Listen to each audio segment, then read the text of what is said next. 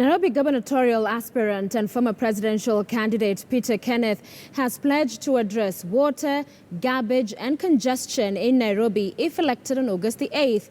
Kenneth, who met Muslim leaders in Nairobi this afternoon, termed the Nairobi governor Dr. Evans Kidero as his main opponent. Eastleigh is probably the busiest business center in Kenya today. And I said, you go to Westlands, you go to Karen, you go to Hurlingham, count the number of malls, count the number of transactions, count the number of businesses. Eastleigh leads in all those. Yet, neglected,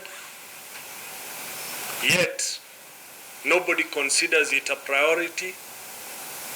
Nobody thinks it should be the first point for a 24-hour economy.